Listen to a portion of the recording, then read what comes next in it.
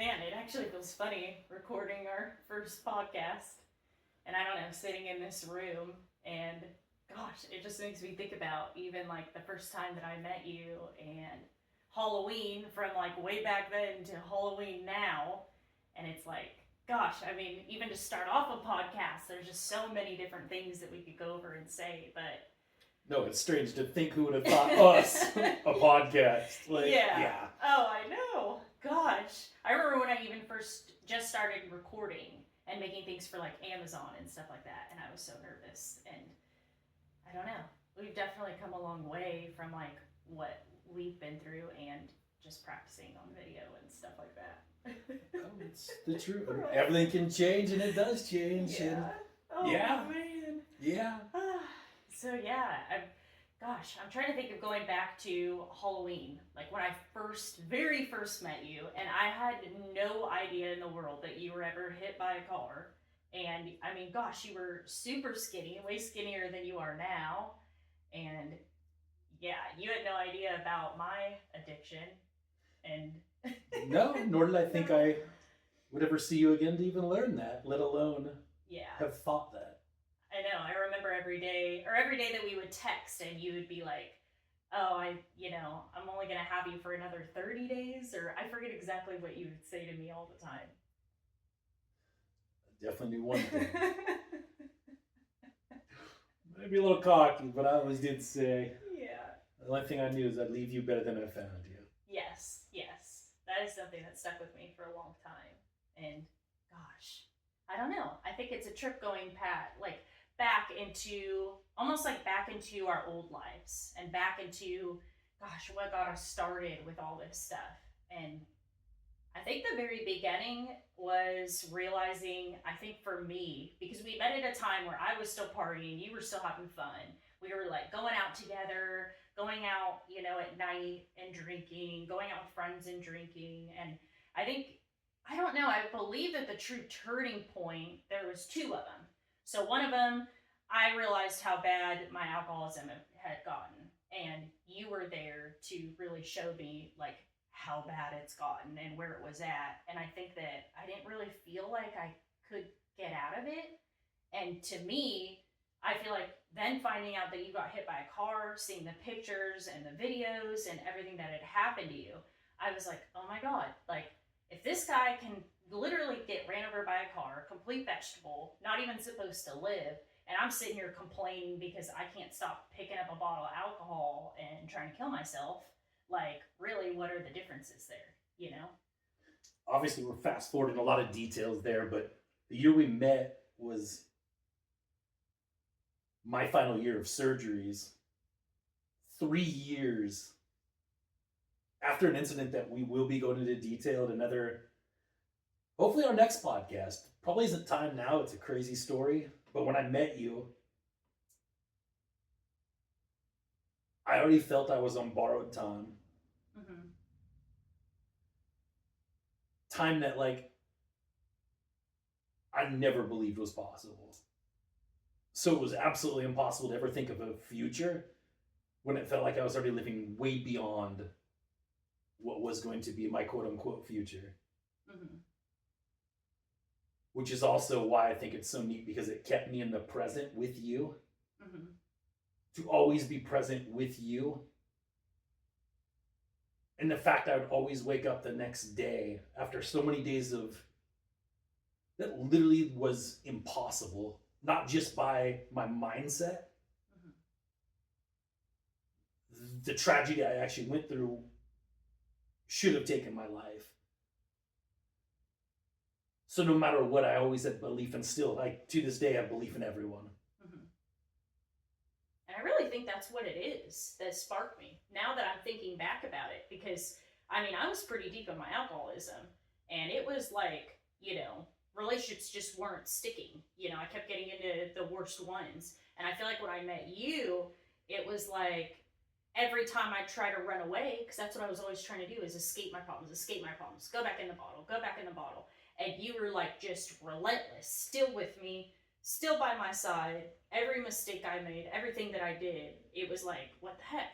Why is this guy going anywhere? Like I was used to guys in my life like taking off or something bad happening or oh my god, this is happening.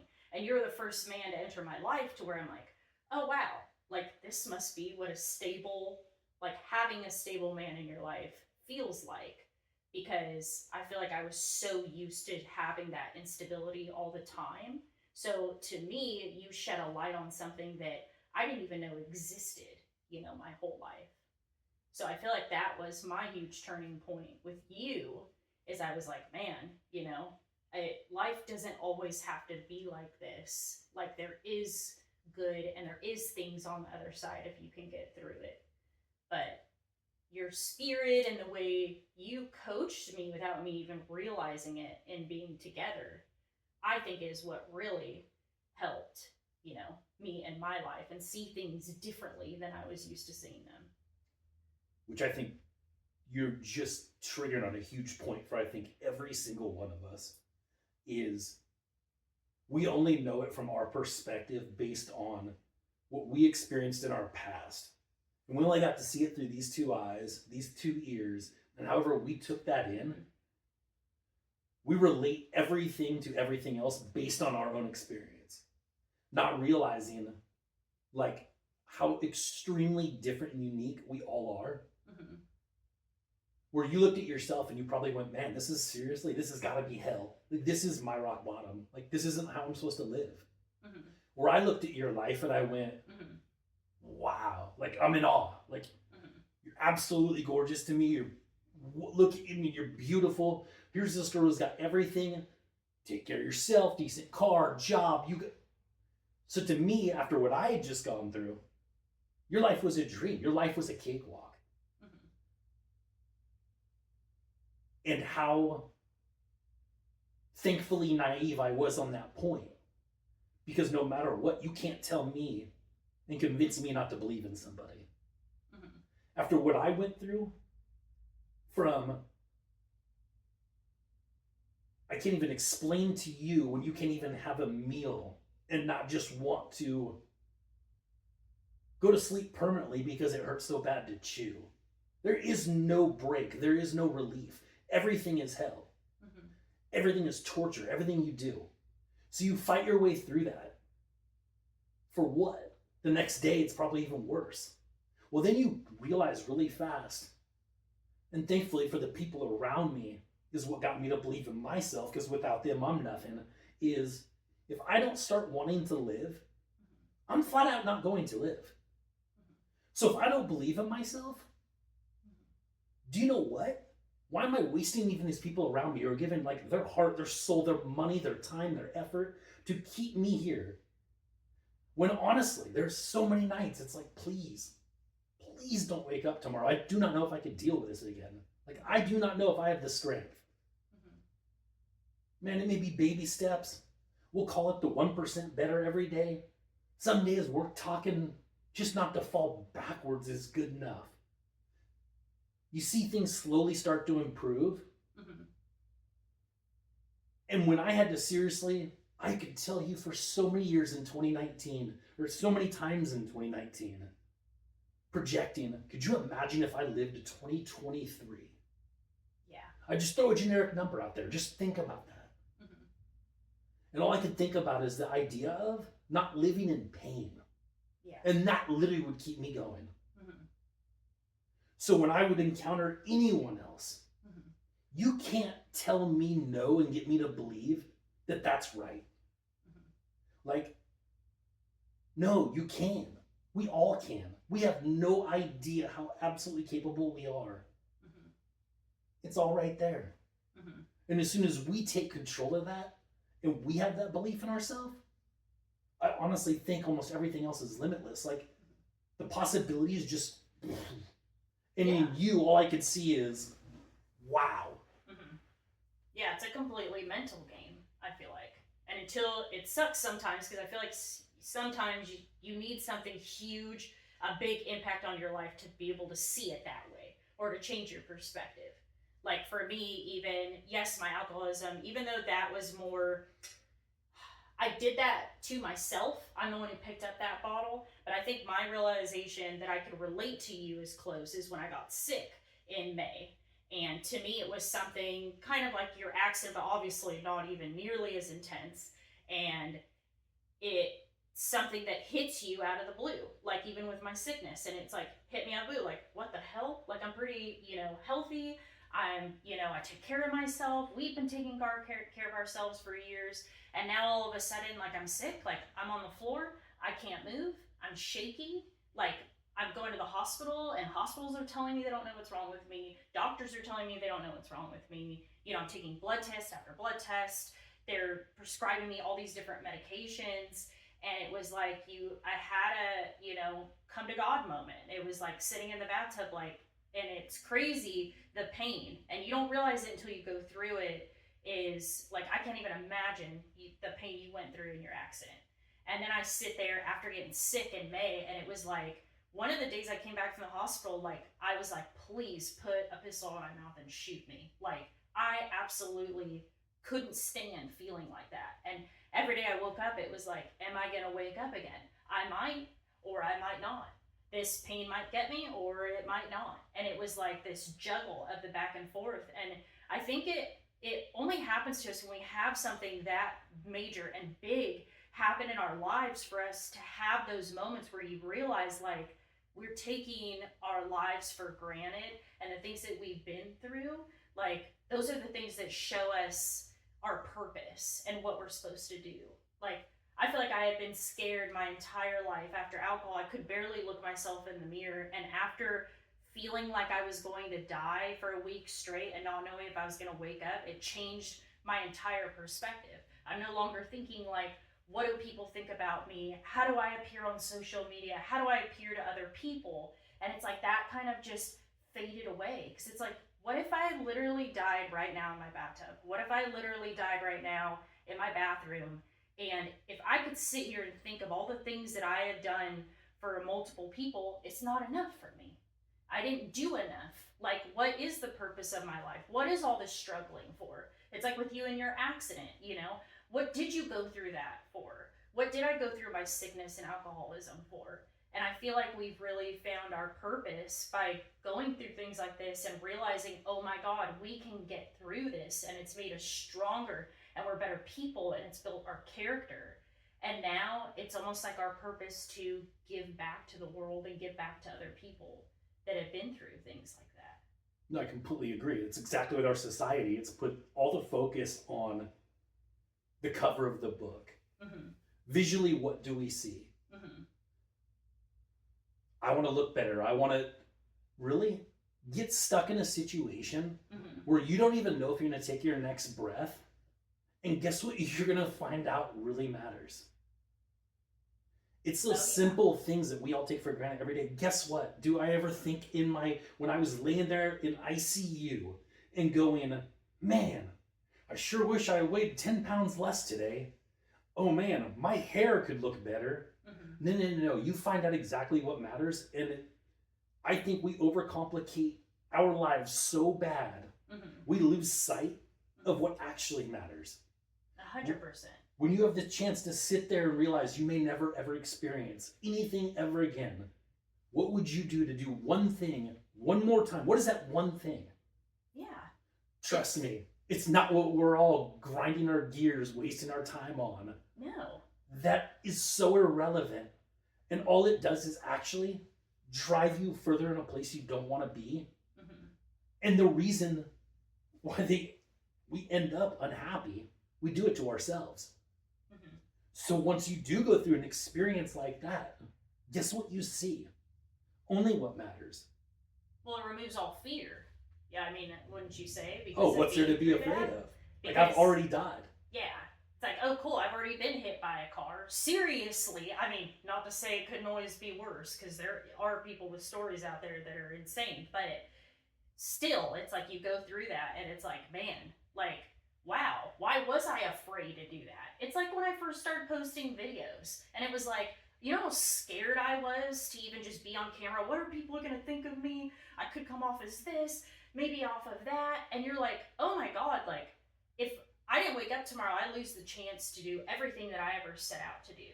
and all the dreams. Like, all of us have so many different dreams and things we want to do and accomplish. And it's like, what really like holds you back from that? Most of the time you're just afraid or scared of judgment, or you're not going to be good enough, or this could happen or that could happen. But to me, it's like, after getting sick, it's like I refuse to be put down and buried without knowing that what I went through had some kind of purpose. Like, it can't just be this, you know? There has to be more. No, and you're nailing it, because that fear alone, it doesn't matter. We're talking something as simple as going to the grocery store, going to the gym. We're so afraid of somebody else looking at us, judging us. What if I look fat to them? What if I'm ugly to them? What if I do something wrong and I'm goofy looking to them?